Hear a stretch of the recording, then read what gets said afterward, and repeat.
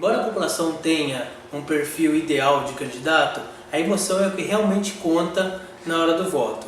Isso ocorre porque muitas vezes são poucas as pessoas que pesquisam realmente o perfil do candidato, o histórico do candidato e até mesmo as suas propostas. Além disso, estudos do neuromarketing indicam que apenas 15% das nossas decisões são motivadas pela razão, contra 30% da emoção e 55% do instinto de sobrevivência. Eu vejo de uma forma geral, sim, o brasileiro votando muito com a emoção, tanto homens quanto mulheres. Lógico que a mulher ela é muito mais propícia, né, ao lado emotivo. O voto feminino ele é realmente muito importante, não só por ser a maioria, mas porque muitas mulheres hoje são chefes de família.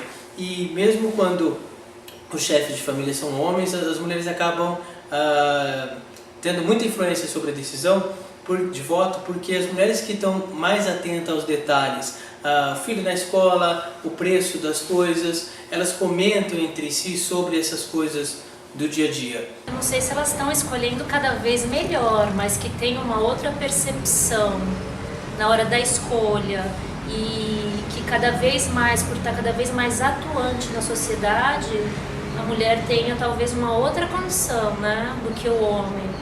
Realmente a mulher é muito mais detalhista, ela tem uma consciência maior de família, de sociedade. O que mais chama a minha atenção é o fato dos entrevistados dizerem que não importa a qual partido seja afiliado o candidato. Isso demonstra que os partidos realmente não têm tanta força num cenário eleitoral como a pessoalidade do candidato.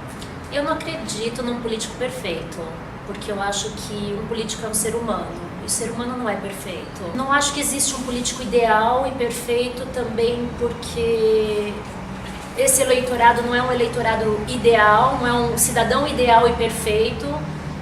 Como que ele vai exigir, né, uma perfeição de um outro indivíduo que também, antes de ser político, é um cidadão? A corrupção ela não começa no Congresso, ela não começa na Câmara dos Vereadores, ela começa em torno da mesa, quando a criança em tenra idade é chantageada para ir bem na escola e por isso ela será premiada. Ela não tem que ser premiada por cumprir com suas responsabilidades. O político bom, o político honesto, o político esperado por uma nação é aquele que se sente vocacionado à política. Todo ser humano é político, senão não conseguiria relacionar-se, seja com a família, com a sociedade e também com o cenário político de sua pátria. Todo ser político tem que sentir-se vocacionado, tem que ter gosto pela política, não pela politicagem. Ter uma profissão, ter uma convicção, ter um ideal de vida e não fazer da política o seu meio de vida. Um político ruim, normalmente é aquele político falso, hipócrita.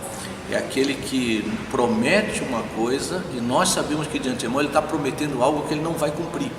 E nós vemos que quando a pessoa ela é falsa, é alguém que promete o que não cumpre, dificilmente ela vai fazer um governo em benefício da comunidade. Se torna um governo muito mais do benefício pessoal, do benefício familiar, onde usa toda a máquina governamental visando o bem próprio, muitas vezes o bem do próprio partido, mas não o bem da comunidade. O político precisa estar no meio dos seus eleitores. Infelizmente ele aparece a cada 4 anos. Eles não dão acessibilidade aos seus eleitores. É difícil, desde o vereador ao senador. Você não consegue conversar, dialogar com eles. Eles trocam de celular todas as semanas para que você não os encontre e não os cobre daquilo que eles prometeram e não estão cumprindo. Uma questão que para mim seria muito importante na escolha de um candidato seria o histórico dele, né? Porque como é que você vai escolher um político sendo que ele já não cumpre com o próprio papel de cidadão, burlando leis ou tendo processos ou qualquer coisa que seja questionável, né, em relação à postura dele diante da sociedade. Não que essa pessoa não possa ter mudado. Tem pessoas que cometem erros no passado e mudam, Mas é necessário que a pessoa seja transparente, seja honesta, e o voto tem que ser consciente. Mas se os bons políticos, as pessoas que têm a vocação política, se candidatassem, se lançassem mais ao cenário político, talvez os bons seriam uma maioria e nós conseguiríamos reverter a situação. É necessário que a igreja, as comunidades incentivem os seus cristãos a se candidatarem, a serem bons políticos e a mudarem, fazerem as reformas necessárias para que o nosso povo seja mais feliz e possa usufruir de uma pátria tão rica e tão bonita, mas tão solapeada, tão roubada como é, por exemplo, o Brasil.